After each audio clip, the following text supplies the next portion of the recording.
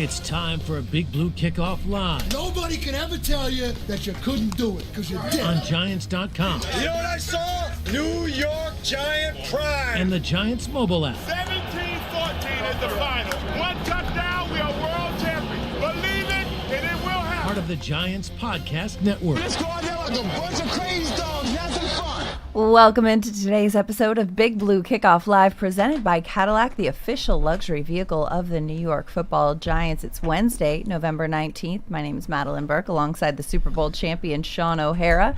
The phone number here is 201-939-4513, or you can find us on social media using hashtag GiantsChat.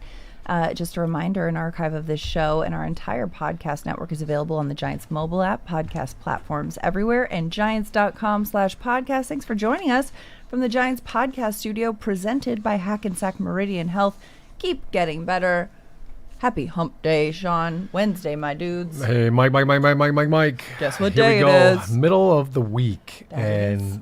Wow, as you rattled off the date, November 19th. I know. Like, I can't believe we're here already. Like, Thanksgiving is next week. Yeah. And They're already in the city, in Manhattan. They have the Christmas tree stands up already. oh yeah, Like, everybody's buying their Christmas trees Yeah. already. Like, it's time. the holiday cup at Starbucks has been out for a while. That's been blazing for a couple weeks now. But yeah, the city is starting to prep up. I think the tree's already there. I think they're decorating it currently right now.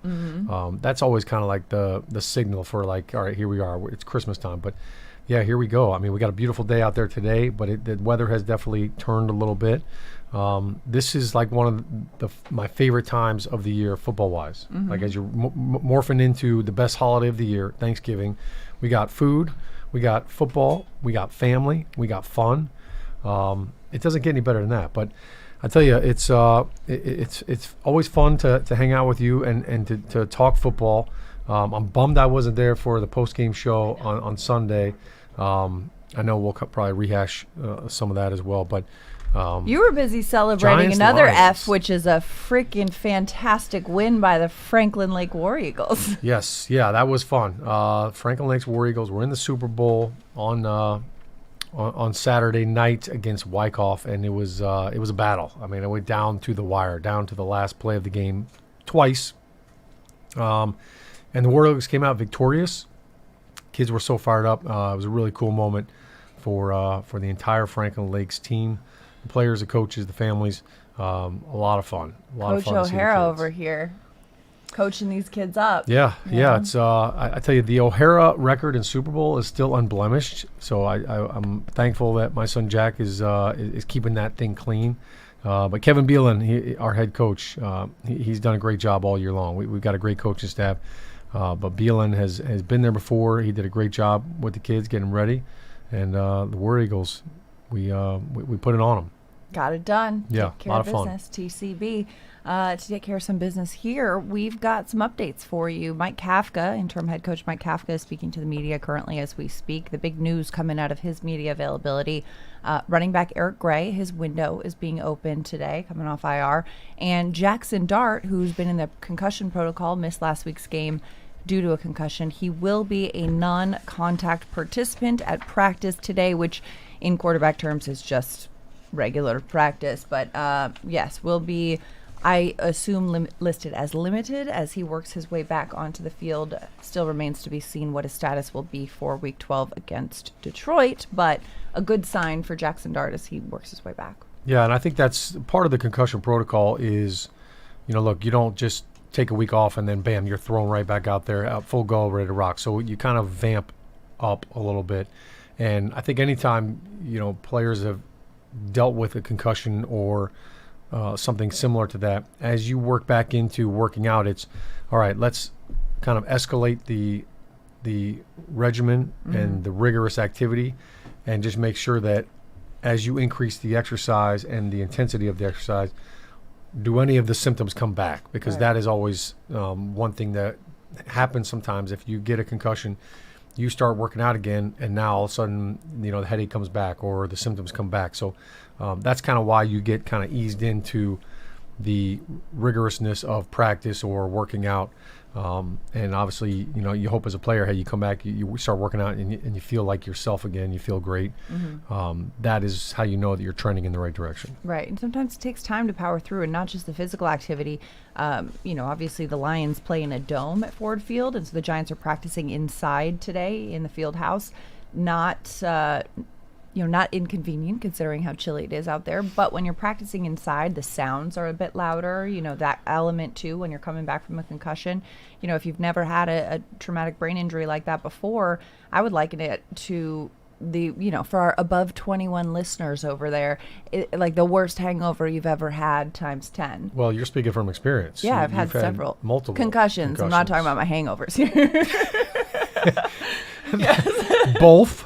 I did go to Arizona Guilty. State. Yeah, guilty. I mean, both things can be true, but yes, I have had several concussions. Yeah, and they are not fun. You were part of that forked up life, down in Arizona State. But yes, the concussion, firsthand. It's everybody's different, but sometimes even just being in the sun or being in the lights, it could be visual. Yeah. The symptoms that you feel, it could be auditory. Yeah. Loud noises that could be, you could kind of all of a sudden feel a little bit more, a little extra sensitive, hypersensitive, if you will, to some of those. And the headaches, the nausea, the inability to focus, all of that kind of stuff comes rushing right back if you're not quite ready to get back into it full-fledged. So again, wishing Jackson Dart a speedy recovery as he gets ready to work his way back on the field. When you look at, obviously we talked about this a little bit before, but last week's game, Jameis Winston came out. He did a great job. Kafka praised him for being so decisive. But for that final play, he was very accurate. Not final play, but that final that red zone throw intended for Jalen Hyatt that was intercepted. Jameis was very accurate. I think going into that week, a lot of Giants fans and NFL fans in general kind of jest about Jameis's history of being, he'll throw a bunch of touchdowns and a bunch of picks, and which one comes out on top. But he decisive, accurate, and took control of that offense. The offense, again, continues to kind of show. I mean, Shaun, we've done many years of post-game shows where the Giants couldn't eclipse that 20-point mark offensively. They're able to put points on the board, just not quite stopping the other team from doing that more, we'll say. Yeah, look, I think Jameis played well, and I think leading up to that game, it was okay. What is Jameis going to bring to this offense? Obviously, he's more of a pocket quarterback, pocket thrower, so that element of it is going to change. You're not going to see, as many move the pocket passes like you would with Jackson Dart, and you're not going to see the quarterback design runs like you would have seen with Jackson Dart. We did see him run too. He did. Celebrated like he had ants in his pants going on. Yeah. He's got the dad dance down, the dad moves. But I think, Jameis did a great job. The opening drive, they marched down the field 9 plays. They score a touchdown and 2 touchdowns in the first half alone. And I felt like he did a great job getting the ball out, and it was in rhythm. And I think that's his confidence in the offense. Obviously, just his experience that, hey, look, I'm going to take what they're giving us and just keep moving the sticks, keep moving the chains. Well, you mentioned that opening drive too, though. That first 15 plays is scripted, right? And so when you look at the fact that this is Mike Kafka's first game at the helm as interim head coach, and that the scripted design plays and how effective that first drive, what does that say about Kafka as well? Well, I think that just signals that Kafka is pliable and his offense and his ability to kind of morph things. Now, look, I think he obviously has been with Jameis all year long. He understands, just through practice, through preseason, when we did see Jameis, here's what he likes. Here's what he throws well. Jameis likes to throw the ball outside the numbers. He likes to. He's got a really good arm. He likes to drive the ball and throw some deep outs. And I think that's kind of where he really excels. And I think that's easy if you're Mike Kafka, if you're Shea Tierney, and you're looking at, okay, what plays fit this quarterback the best. It's easy to kind of go through and say, all right, here's where we're going to try to attack. Now you go into the game and you say, all right, what's the coverage? What are they playing?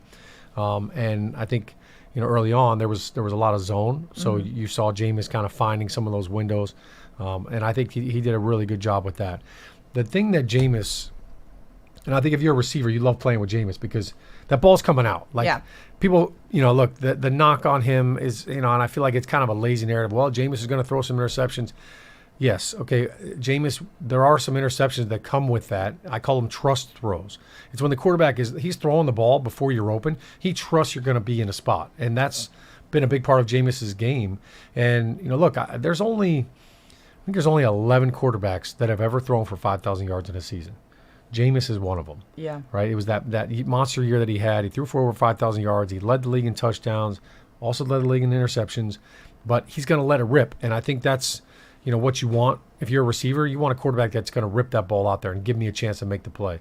And I think ultimately that came back to bite him at the end of the game. That throw you're talking about, 3rd and 6, they're down in the red zone, and he throws it's a trust throw. Mm-hmm. I'm throwing this ball because I see the coverage this way, and I'm expecting my receiver to drive out of the route and to be there to try to make this play. Every receiver in the NFL would love to have that opportunity. Now, do you blame Jameis Winston for trusting his receiver? I can't blame him for that. He took a shot. Look, here's the decision I made. The only thing that I would say on that play is, as I went back and looked at it, Madelyn, on film, 3rd and 6, you're driving down, you're trying to get his touchdown. There was a chance for Theo. Like Theo, a little stop route right at the sticks, 3rd and 6. If he had thrown it to Theo, he probably would have got the first down. Now you've got another set of downs to try to take another shot in the red zone. But I don't fault Jameis for making that throw because he felt like, look, I'm giving my receiver a chance to make a big play, and then you come back forward on 4th down, and now you go for the first down to move the sticks and get a new set of downs because the time wasn't an issue. Yeah, and you mentioned too, Jameis taking the swing, not just for the opportunity of, let's go touchdown here instead of just moving the sticks, but also, we saw in the preseason a couple of times how Jameis and Jalen connected for a couple of touchdowns. And we've also seen the narrative around Jalen this season, and I can imagine Jameis saying, all right, let me put you in a position to make a play here. Yeah. Let me help help a brother out. And he did. He put him in that position. Unfortunately, Jalen wasn't able to make that play, but I think that probably went into that decision as well. Theo is leading the team in, receiving touchdowns this season. Theo's got the numbers, got that good. And it's like when you're deciding who am I going to give this opportunity to, let's give it to a guy who I think could use that big ups right now. Yeah, and he was going for the touchdown, and I think that just lets you know where his mindset was at. Like, hey, I'm putting this in the end zone. I'm trying to score. Yeah. HBO, help a brother out. Well, instead HBO stood for hang a brother out. And he hung him out to dry because Jalen Hyatt, clearly, if you watch that play back, Jalen Hyatt did not think the ball was coming to him, which is a cardinal sin. As a receiver, you run the route as if. You act as if I'm getting this ball. And any receiver worth a darn, you get up to the line, like this ball's coming to me. I'm running the route with urgency, and I'm going to run.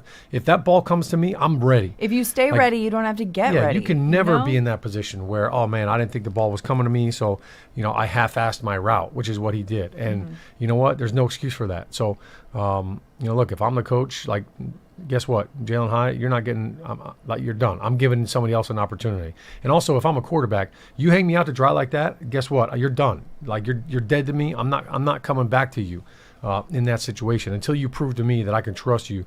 So he's got to build that trust back, not just with his teammates, but with his quarterback, with his coach, with everybody. Yeah. And that's on him. And it's not, I'm not being critical of the person. I'm being critical of the play. Right. As a player, you don't ever want to put on film that you were loafing, that you were half-assing anything. So you run every single route. Whether you're a receiver, whether you're a running back, you're a tight end, you're an offensive lineman, you play every play 100%. And if somebody can turn on the film and say you were loafing or you didn't finish a play, man, that's got to sting. Yeah, don't give them a reason to knock you. In that circumstance. Yeah, especially with the game on the line. Right. Like, that makes zero sense. And, there's no guarantee the Giants would have won that game. Kafka did say that had they scored there, they would have gone for 2. So it would have taken not 1 but 2 plays in that moment to get the win in that game. Would have been great to have that opportunity. Remains to be seen how that would have unfolded regardless. But inevitably the Giants did fall to the Packers 27-20, and that was the final, a tough loss. Yeah, which to your point, like the Packers, their offense had been sticking up the joint. Yeah. I think they had 16 points the previous 2 weeks combined, and it was like, all right, we don't want this to be the get-right game, and then boom, there they go. They scored 27 points, and that's what you were hoping wouldn't happen. You hope to kind of keep them stuck in neutral on offense, and it didn't happen. Right. But I will say this, just kind of that game on a macro level. Like the story in my mind with that game coming in was, can this Giants offensive line protect Jameis? Because now you don't have the athletic quarterback back there in Jackson Dart that can get out of a pressure or run away from things if the pocket collapses. And I thought the offensive line did a good job. Look, there were a couple of sacks in the game, a couple of hits. There was a couple of plays that happens. But, dude, Micah Parsons and Rashawn Gary on the other side, I thought the tackles did a really nice job, for the most part. Jermaine Illuminor, held up on the right side. And Andrew Thomas, there were a bunch of times he was one-on-one with Micah Parsons, and that was a fun battle to watch. But Micah Parsons didn't wreck the game. Mm-hmm. How many times did we play the Dallas Cowboys and we could not block Micah Parsons? We had zero answer for him. That was not the case in this game, and I think you have to give credit to the offensive line and give credit to Kafka and Carmen Prazzillo and Shea Tierney and all the offensive coaches, Tim Kelly, who was the passing game coordinator, for finding a way to give help when needed and make sure that those guys didn't wreck the game. Yeah, absolutely. Giants fans, make sure you go and subscribe to the Giants Huddle podcast. It features long-form interviews with Giants players, coaches, and front office staff, past and present. Plus, hear from the best analysts covering Big Blue and the NFL. Search for Giants Huddle and subscribe on your favorite podcast platforms, or go to giants.com/podcasts. And don't forget, if you're on Apple Podcasts, leave a 5-star positive review for all of our Giants podcasts. 201-939-4513 is the phone number. Let's go to the phone lines. They're lighting up, starting with Jamie in New Jersey. Jamie, welcome to the show. You're on Big Blue Kickoff Live with Shaun and Madelyn. Jamie, can you hear us? Yep. Oh, there you are. Hi, welcome to the show. You're on live. I don't like that. You don't like that? Mm-mm. Uh-oh. Well, thank you for calling. What do you got going on over there? Just chilling and grilling in New Jersey. Amazing. Did you have a comment or a question? No, ma'am. No? All right. Nope. Well, thank you for calling and for listening to the show, and have a great day. That's a first, Okay. Just calling to just chilling and grilling. Okay. I mean, hey, listen, it's a little chilly outside, but I respect that you're committed to the grilling. Yeah. She was cooking something. I don't know. I don't know if it might not have been food. Well, let's change it up then. Let's go to line 2, Wilson in Roxbury. Wilson, welcome to the show. You're on with Shaun and Madelyn. Madelyn, how you doing? Shaun, how are you? Madelyn, looking beautiful like always. Thank you. This is mostly for Shaun, so probably going to get him upset, but hey, what the hell? That's what I call for, to get everybody riled up. You buttered up Madelyn, and now you're bringing the heat to me. Okay, well, I got it. I see you, Wilson. Shaun, that'll be kind of weird. But no, listen, Shaun, all kidding aside. Yeah. The Giants have given a blueprint to all the other 31 teams how not to run a franchise, because there's dysfunction and there's the Giants. As painful as that is for me to say, because I love this team for over 45 years. I mean, first, start by you bring back a head coach and general manager that won 9 games in 2 years, and you get rid of the coach in the middle of the season because you knew you made a mistake. Somehow, they still want to keep this horrendous general manager on top of all that. Then I got to hear, and then all the rumors, Brian Dable was toxic environment, and which nobody wanted to believe, but nobody wakes up one morning and makes stuff up. Something was there. Then I got to hear, Joe Shane threatening Jason Pinnock, hey, listen, you don't sign this deal, don't pay your mortgage, I'm going to cut you. Crazy stuff like that, bad teams let play out. Then put that on the side. Put that on the side, okay? Put on the side. Then I got to see. Basically, remember, the first year of a Madelyn season, he was in concussion protocol. Then they see him at a concert. Nobody said nothing, no repercussion whatsoever. Then I gotta read that this kid Carter was sleeping through a walkthrough. Whether it's true or not true, I mean, nobody just kind of wake up and make that up. But I gotta see that. And then on top of all that, I gotta see this kid that just had major leg surgery on the TV, acting like a fool with no shirt on, shoving people, this, that, and a WWE. First of all, Cam did have his shirt on. You can't make it up, Shaun. You can't. This is why the Giants are the laughing stock of the NFL. Until they get somebody here that's gonna say, You do that one more time, you out of here. You do this one more time, you out of here. It's the only way it's gonna change. And for you to tell me that Joe Shane should come back, I love you. I love you, Shaun. I love you. But it's an insult to every Giants fan. They have to clean house from the kid that folds the towels all the way up to the cook that cooks the meals. It's got to be 100% a clean slate, because this is what happens when you have a dysfunctional franchise that everybody, the whole NFL, laughs at because of these things. And thank you for taking my call. All right. Thank you for the call, Wilson. And listen, I know this was directed at you, Shaun, but I have a couple fact checks before we don't let the truth get in the way of a good call story, here. right? You know, Exactly. I mean, he's unloading. You know, he had everything in the chamber right there. Yeah. You know, and he's got receipts, and you know, he's obviously very passionate, which we appreciate the passion, but like we love the passion. All right, let's just chill. But first of all, so the report of Abdul falling asleep, he clarified he wasn't asleep, he was in treatment. And one of the big issues was, not issues, but changes when Mike Kafka took over as interim head coach. He changed the schedule. The off day is now Monday. It's a practice day Tuesday. There's a lot of scheduling changes that have happened, and I think it was a honest rookie mistake, a miscommunication or what have you. He was in treatment at the time that he was supposed to be out on the field, didn't understand that because of the scheduling changes, admitted and owned up to that, and had a conversation with Kafka about it, and that was where that came down. Cam Scadaboo at WWE, he did have his shirt on, Wilson. He was wearing a Rangers jersey.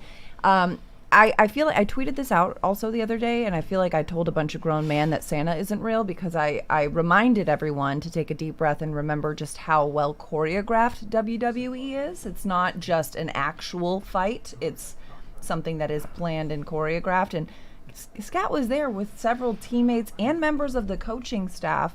Mike Kafka at his media availability today said that, he's good with it. The team knew about this. The team organized the players being there. So yes, I get that the optics of, oh wow, he's hurt. He wasn't in real harm's way. He wasn't in danger. And what do you expect? This guy, yes, he had surgery. He's in recovery. He's cleared to, walk around and live his life. Do you want him to just sit in a dark room until he's fully healed to play football, or can he live his life a little bit? It's a tough one for me. Yeah. Because I've been in that situation where I was a player that was hurt. Mm-hmm. And I'll be damned if I'm a hurt player and I'm going to be out, like, on the town. Okay. Especially if I'm in a boot. Like, I'm not going to the club. I'm not going out, like, walking around. So I don't think that Cam Scadaboo should just hole up and be in his apartment and not be able to live his life and go do stuff. But I don't have an issue with him being at the WWE event. Mm-hmm. I think he was at the UFC event as well, and it's like, okay, you know what? Like, you go do an event. Like, if it was a movie, go to a movie. You go see a Broadway show, whatever. Like, I'm not hammering him for that, and I'm not upset about that. But I do think that there's an optic that I think you have to be aware of. And there's also, it's one thing to go to a show, and then it's another thing to kind of be a part of it and, be standing up and then kind of be involved in a pseudo fracas, and there's some physical element to it. I don't think it was a good look. Do I think it's I'm not going to make a mountain out of a molehill. Like, look, this is a young kid that is went out with his teammates. I think there was a lot of rookies that were there, and they kind of went as a group. Abdul Carter was standing right beside him. Roy Robertson Harris beside him. I think, look, if the Giants were 8-2 right now, this would be a non-issue. Right. But when you're losing, everything gets magnified. So I think just awareness with that. Look, Jackson Dart was not there. That would have been a very bad optic for him, being in concussion protocol, and now you're out doing all this stuff, like you said about Malik Neighbors. Right. And I think those are things that. What's the common denominator with all that? Malik Neighbors did that his rookie year. Cam Scadaboo, he's a rookie. Mm-hmm. Abdul Carter missed something because he was in treatment, missed a walkthrough. Those are things that happen with young kids. And I've got a son as well. And you know what I do? I correct the behavior. All right, we make sure. Hey, look, this is a learning opportunity. This is a lesson to be where you can learn something. It's not a loss. L stands for learning. All right, and now we move forward with it. Well, We don't hold it. We're not going to crucify them for Yeah. this. This is not, this is not an egregious act. And oh my gosh, you committed a crime, and we're going to string them up. No, all right. Here's what we expect of you. We want you to make good decisions going forward. Sometimes the best way to learn that is to make a bad decision, and then you learn from it. And look, I don't think anybody in this building is like, I can't believe that Cam Scotty would do that. And why? Hey, you know what? It happened. All right, let's learn from it. Moving forward, let's maybe put ourselves in a better position going forward and make a good decision. It doesn't need to be this, this Molotov cocktail that is just exploding now, and that, the Giants have lost control of this and that, and the players like. It's also important to remember that unlike UFC, where Cam went and he was there for Oakley and for a brand partnership that he did, this WWE thing that he went to with several teammates and, again, several members of the coaching staff as well, was coordinated by the team. So the team was a part of this plan. This was an opportunity brought to them from the New York Giants. This is something that the organization, if they didn't want to support Cam Scadaboo going, they wouldn't have given him the ticket and brought him along with them. This was something that has been planned and was coordinated by people inside the building. This wasn't just him texting the group chat, hey, you guys want to go do this tonight? Yeah. And so that's also, I think the overriding theme and what Wilson was just, spewing at us was he's fed up with all of the drama, and he's fed up with all the stuff. And you know what? As a fan, I understand the frustration, and I go back to this is the passion of the fans. This is what you love about the fans. Like, don't lose that passion, Wilson. Sure. Yeah. And we get that you're frustrated. I understand it. We're not firing the towel guys. We're not firing Jose. Like, they're not clean. Like, that man is job security. These are the same people that a couple years ago the Giants went into Minnesota and won a playoff game with, right? With a brand new head coach. Daniel Jones and Isaiah Hodgins, and a team that had no business winning a playoff game did it with that same coaching staff. So if you want to bash them when things aren't going well, you also just have to remember what they did with less talent right just a few years ago. Those are the same